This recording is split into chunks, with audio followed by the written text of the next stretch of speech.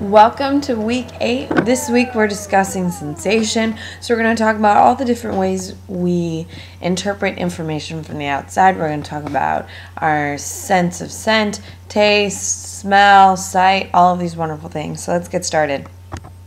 Sensation and perception, these two major concepts intertwine. Sensation is the receiving of information. Perception is how we understand that information. But we can't understand the information unless we receive it, so that's what we're going to focus on first. Sensation is an early stage of perception in which neurons in a receptor create an internal pattern of nerve impulses that represents the conditions that stimulated it either outside or inside the body. What that means is sensation is taking all of that external information, what we're seeing, takes it, changes it into neural impulses and sends that to our brain. Okay? And that way our brain can process that information. When we see a dog, it's not like we can just send the dog straight to our brain for that information to process. What that means is we see an image of a dog. Our eyes process that information and send a neural code or a neural message to our brain deciphering that we're seeing a dog right now. Perception is the process that makes sensory patterns meaningful and more elaborate. So if we're seeing this dog and we just see a dog and that message has already been transferred to our brain, the perception aspect of it is our brain's understanding of whether that's a friendly dog who's just walking down the street next to us on a leash, or if it's a ferocious dog that's coming to eat us. Okay, so sensation is our eyes processing that information, sending it to our brain by transferring the dog into a neural message, sending it to our brain. Our perception is our brain's ability to see that picture of a dog and understand if we're in danger or if we're safe. All right, so how does stimulation work? The brain senses the world directly because the sense organs convert stimulation into the language of the nervous system, neural impulses. All of our senses take information from external sources, light, sense, smell, touch, all of that, and turns them into neural impulses so our brain can process them. Okay? Now, transduction is the major point and major purpose of sensation. Transduction is the transformation from one form of energy into another. Okay? When we're talking about sensation and perception, transduction is from the external, the actual visual stimulus of a dog into a neural impulse. Okay? So that translation from seeing something, smelling something, tasting something, and that transition into a neural impulse, all that whole system is called transduction. Okay, receptors are specialized neurons that are activated by stimulation and transduce or converted into neural impulses. In all parts of our senses, okay, especially in the eye, we have receptors that receive the light, process that information of what we're seeing, converts it into a neural message, and sends it to the brain. Transduction is the process of taking something we're seeing into a neural impulse, which is what we process. Receptors are the actual locations this transduction occurs. Sensory pathways are bundles of neurons that carry information from the sense organs to the brain. So we have a sensory pathway right behind our eyes called the optic nerve. We have the olfaction bulb, which is right behind our nose inside, where all of the scents are absorbed in directly to the brain. These are all sensory pathways. This information, it's like a super highway for senses to be understood and translated into neural impulses and to be processed by the brain. So sensory adaptation is the loss of responsiveness in receptor cells after stimulation has remained unchanged for a while. Now you're going to understand that in the morning when your mom, dad, grandma, whoever wakes you up turns on the light for the first time when they're waking you up, and all of a sudden your body is like, oh my God, something's wrong, no, no, no, no. And you're screaming, saying, it's too bright, I want to go back to bed. Well, if your grandmother, father, whoever leaves the light on and you don't take it off, eventually your eyes adjust. sensory adaptation is our body's way of adjusting to certain circumstance. For example, if you ever walked into your house and someone forgot to take the trash out, okay, the whole house reeks. But if you refuse to take the trash out and you go in and you sit in there long enough, you know, you're going to sit there and you're not going to smell it, and then someone's going to come home and remind you, oh my God, what's that smell? That's sensory adaptation. If we do not continually change the different senses or responsiveness to receptor cells, then the receptor cells aren't going to continue to fire. Okay, it's our body's way of conserving energy and allowing our brain to process other information, especially since it's not changing. Okay, thresholds are a major aspect of sensory adaptation. Absolute threshold is the amount of stimulation necessary for a stimulus to be detected. When we think about absolute threshold, it's the absolute minimum amount that we need to hear that, or see, or smell, or touch, or whatever, that actually allows our body to acknowledge that something's happening. Difference threshold is the smallest amount by which a stimulus can be changed and the difference be detected. Absolute threshold is for every single human, the best human's sense of smell. So if someone can smell cookies 100 feet away, okay, that would be the absolute threshold of that. Difference threshold is how much we actually detect of a change. We actually don't understand how much changes around us. And one of the interesting things about thresholds is, and our senses, is that it takes a lot to actually have us understand that something has changed. Usually we do not. Okay? Difference threshold is also known as just noticeable differences. There has to be a certain amount for us to notice a change. Absolute thresholds, okay, are a specific type of sensory input is a minimum amount of stimulation. Below here, I have some basic ones. For instance, your vision. All right, your absolute threshold is that a candle can be seen at 30 miles away in a dark night. Hearing, a tick of a watch under quiet conditions at 20 feet. These are all things that the human hearing can do: vision, taste, smell, touch. However, could I see a candle flame? No, but absolute threshold includes every single person who's ever lived. What is the best hearing someone's had? What's the best sight someone's had?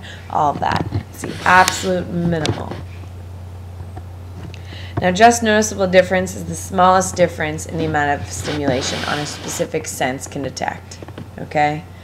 Absolute threshold is simply the just noticeable difference from nothing. Okay? Just noticeable differences are very close. For example, if 30-ounce weight and a 31-ounce, you're going to notice the difference. The just noticeable ounce is 1 ounce. You can tell a difference. So if I gave you 30 ounces, okay, and then I had you put that down, pick up another thing of 31 ounces, you're going to be able to tell the difference. Okay? Smaller weights, it's easy to detect the difference. If I gave you a 90-ounce weight, okay, and had you pick it up, you'd be able to feel it, then asked you to put it down, and then I asked you to say, is this next one the same or is it more? You'd pick up the 91 ounce and you would say that, oh, I can't tell the difference, even though the just noticeable amount is 3 ounces. Now, how do we get those numbers? Weber's law gives us these numbers of just noticeable difference. States that the size of just noticeable distance is a constant proportion of the size in the initial stimulus. The proportion is called Weber fraction of 1 over 30. Do you have to be 100% aware of it? No. I do want you to be aware of Weber's law. So the larger the ounces or the larger the weight, the more likely you are not going to feel the difference. The smaller the weight, the smaller the change, you're going to notice it. The larger the weight, no. Okay? Thresholds, okay, Weber's law. The just noticeable is always large when the stimulus intensity is high and is small when the stimulus intensity is low. Now we're dealing with weights and picking things up. Weber's law applies to sight, hearing, scent, all of these different complexities. So signal detection theory is a perceptual judgment as combination of sensation and decision-making process. What that means is that we take information and we try to use that information to try to figure out a solution. All information is given to us to provide information. Okay, so a stimulus occurs. Okay, you smell cookies. The smell of those cookies creates neural activity. Transduction, where we're turning that scent into neural activity. Okay, so that information gets sent to the brain where it's compared with personal standard or personal reference. Oh, that smells like my mom's cookies. Personal reference. And then our brain decides if it's going to act or not. Now, if I smelled my mom's chocolate chip cookies, which are the best in the world, okay, I'm getting up and figuring out where those cookies are. Okay, so the signal detection theory believes that we've received the stimulus event occurs. Our bodies transfer that information from the stimulus into neural activity or transduction. We take that information in our brain and compare it to previous experiences. Okay, and then our brain decides if we're going to take action or not. That's signal detection theory. Okay, this whole theory is trying to process why we have certain sensations and what it actually does. Okay, so subliminal persuasion is one of the more popular concepts in sensation and perception. When we're dealing with sensation, we're trying to understand the raw information and applying it to our own actions. Now, how does subliminal persuasion tie into this is that if we're not able to understand what we're experiencing, then we can be easily led the wrong way. One of my favorite references for this is, I'm a huge Saved by the Bell fan. I grew up watching that. And Zach Morris and his five other friends took a class where they learned about subliminal messages, and he uses it. I'm going to show you this clip this week. It's my favorite clip. And he uses it to trick all the girls at Bayside High, to date them, and all that stuff. I'm going to show you it this week. It's awesome. Okay? But what is it exactly? Studies have found that subliminal words flashed briefly on a screen can prime a person's later response. Now, we remember priming from memory is that once you've laid down a basic understanding or basic exposure to something, it's easy to make that connection later. Like, for instance, when you were little, your parents used to sing you the alphabet song, A, B, C, D, E, F, G. Okay, they did that so when you got to school, that when they were teaching the alphabet, that you had that previous experience, that it wasn't something brand new. So subliminal persuasion uses that priming to manipulate you. Okay, one of the most popular ways to do that is movies, actually. Okay, although subliminal messages used to be a very popular idea, it has kind of fallen out of favor to a degree. No controlled research has ever shown that subliminal messaging delivered to a mass audience can influence people's buying habits, but advertisers continually to use them. One of the largest and most effective campaigns, you could argue, is Coca-Cola. And we'll be talking about this in more detail later this week. One of the major ways that we have seen subliminal messages is in movie theaters. Like I said, I'll be happy to, ruin a couple things for you this week. So how are the senses alike? All senses operate in much the same way, but each extracts different information. Okay? Just as you think, our eyes are used for seeing, our tongue is used for tasting, our ears are used for hearing. All these different things have its own specialized process of being absorbed and are being turned into neural impulses. So let's figure out how that works. Okay, so let's look at the anatomy of a visual sensation. Okay, how we see. Now the retina is the light sensitive layer in the back of the eyeball. As you can see, it's pointed out. That's where all this light is being absorbed into the back of your eye.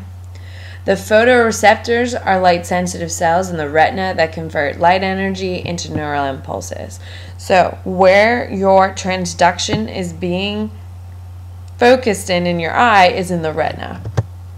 The rods are sensitive to dim light, but not colors. Rods deal with light, like white and black. Okay, cones are sensitive to colors. R, white and black. C, color cones. Okay.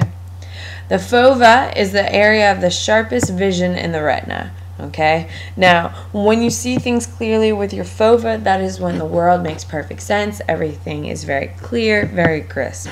Okay, if you wear glasses like me, there's a difference. The light's not hitting your fova directly. We're going to talk about this, nearsightedness, farsightedness, and all that.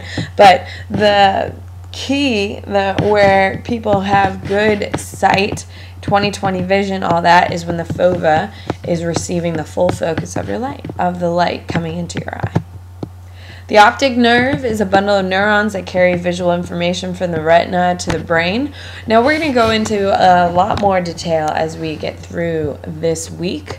Okay, tomorrow we're going to be completing a diagram and all that stuff. So I'm just kind of going to go pretty quick through this. The blind spot is a point where the optic nerve exits the eye, where there are no photoreceptors. We're going to be testing your blind spot this week and seeing if you've ever noticed it. And we're going to talk about eye compensation as well. And you're going to see that you really do have a blind spot. And it's not just in the cars or anything like that. Like, you personally have a blind spot. The visual cortex is a part of the brain, the occipital cortex, where visual sensations are processed. Now, we spent a lot of time going over this about 3 weeks ago. All of you should know it's okay in the back of your brain, okay? Back lobe, okay? Color is a psychological sensation derived from the wavelength of visible light. Different wavelengths have different light colors. Color itself is not a property of the external world. I'm going to clarify that for you in class. We don't get too much in depth with the color of light waves and all that stuff, but there are some major points you are going to need. Alright, so here's how light is absorbed. Incoming light stimulus from the top upper left corner, okay, goes into ganglion cells, okay, which process information and sends it directly to your optic nerve. Now, all of these are located in your retina, the very back thin layer at the back. Now, as light gets processed, different cells control it. The ganglion cells connected to the bipolar cells, which are connected to the rods and cones. All of this information is being absorbed very quickly. The light processes through the ganglion to the bipolar to the specific cones or rods, depending on the light wave. That information then gets sent back into the optic nerve. Okay, so as I spoke before, some of the visual deficiencies are nearsightedness and farsightedness. I have a really nice diagram I'm going to talk to you tomorrow, Monday in class about, but let's talk about it. Nearsightedness, close objects are seen clearly, but distant objects appear blurry because the focus of the light from distant objects falls short of the retina. This is a focusing problem with the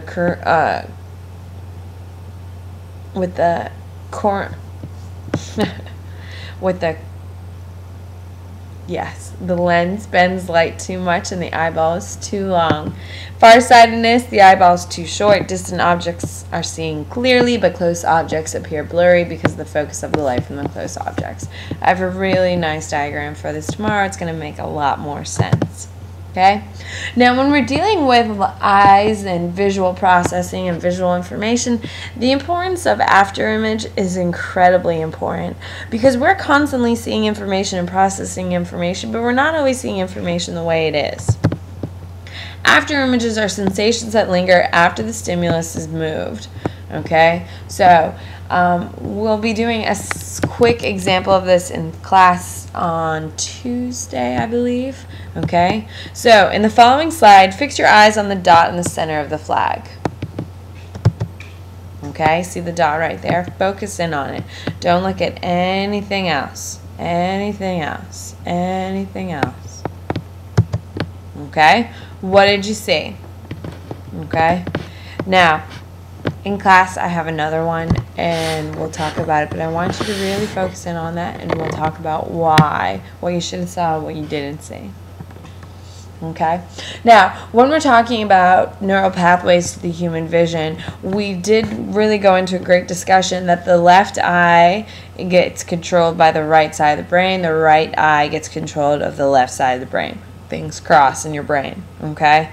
So it's the optic nerve, goes the optic chiasm, okay? This is where both images are processed, okay? And the optic tract is where that information actually gets pulled to the back of your optic lobe, of your occipital lobe. The optic chiasm is where these two images cross for the first time. This is what we see, theoretically. Okay, so when we're dealing with the optic chiasm, we're really dealing with what we physically see. Our own eyes process only slight information. So I'm going to give you a minute to look through this. We're going to talk about this a little more in depthly and go into further detail.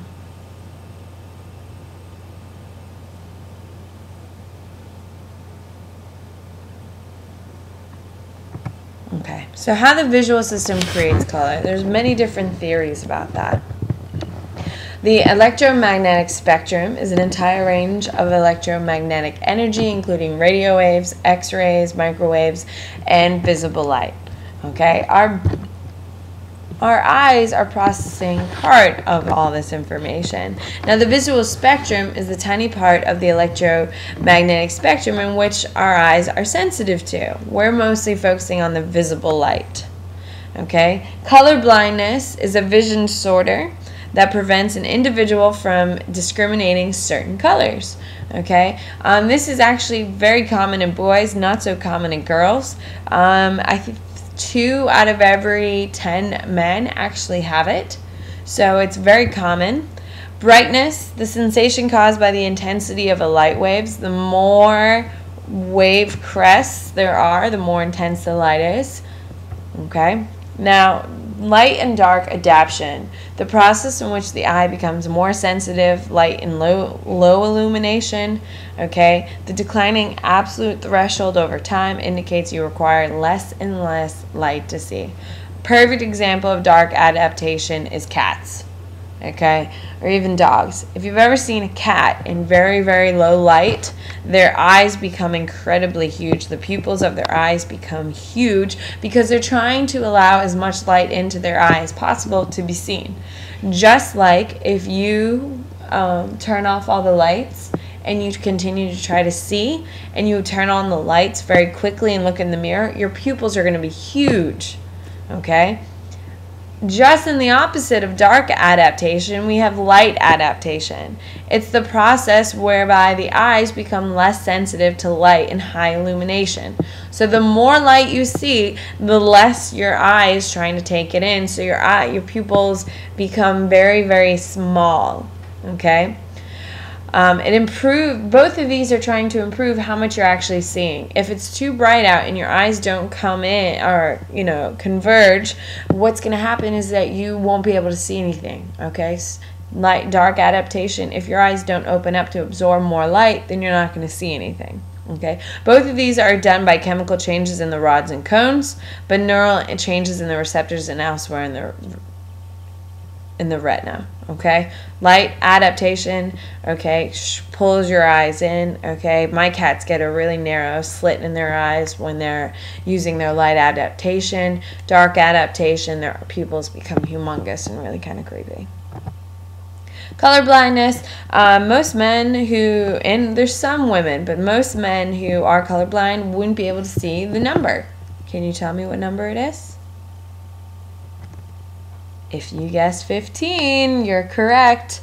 Okay, it is the number 15. It makes it very difficult to see because of the 3 tones. The green makes us 15. If you can see it, awesome for you. If you can't, you may be colorblind, but don't take this as a diagnostic tool though. Seeing the world in color, there's 3 different major theories in seeing the world. Subtractive color mixing, additive color mixing, and trichromatic theory of color. We do not know for a fact how the brain processes color. So these three different theories attempt to answer that question.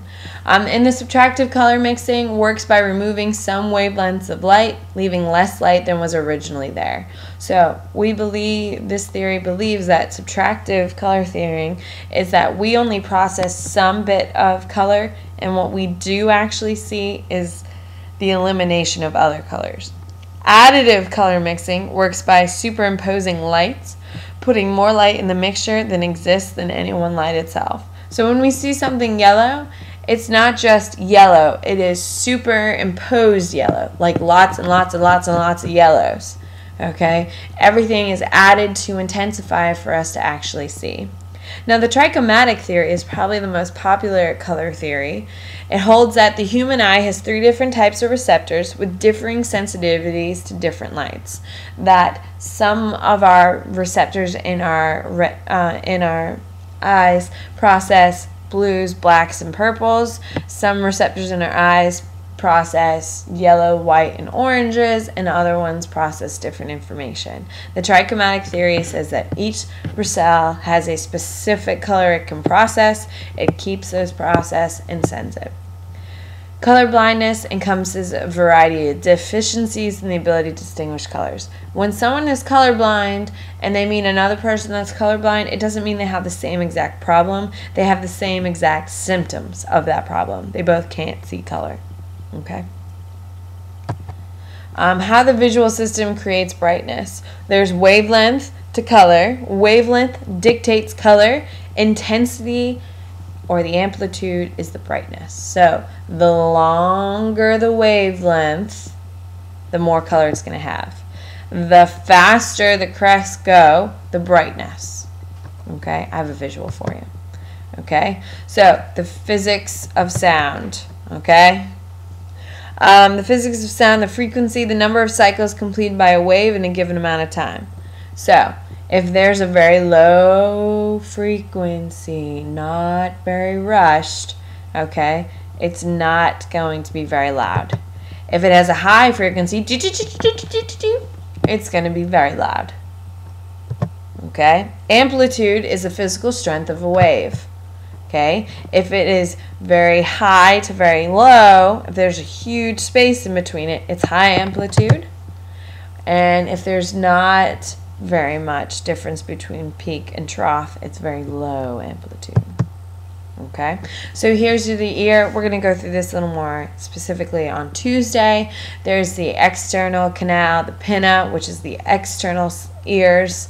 Okay, the temporal bone is located right behind your ear. The tympanic membrane, the stirrup. Okay, we're going to go into much greater detail going through. But how sound travels, it goes past your pinna into your ear canal and hits your tympanic membrane. Once it hits your tympanic membrane, it hits the hammer, which moves the anvil, which shakes the stirrup, which then moves the oval window. Now, the actual sound vibrations itself, the actual sound travels through your ear canal and shakes the tympanic membrane, which moves the hammer, anvil, and stirrup. And as soon as it hits the oval window, it now is moving liquid. Before, it was sound, vibrating, moving air, and now it's hitting liquid. Once it hits the oval window, it hits the round, okay, and it's moving liquid in the central or the inner ear. Okay, the cochlea has all these membranes in it. We're going to go into more detail, and that processes the information, sends it through the semicircular canals and out onto the auditory canal. Okay. All right, the tympanic membrane is the eardrum. Okay, the cochlea, where sound waves are transduced. This is where it is transferred from movement into neural impulses. Okay, the basilar membrane is a thin strip of tissue sensitive to vibrations. It's located just after the oval window. Okay, the auditory nerve is the neural pathway connecting the ear to the brain.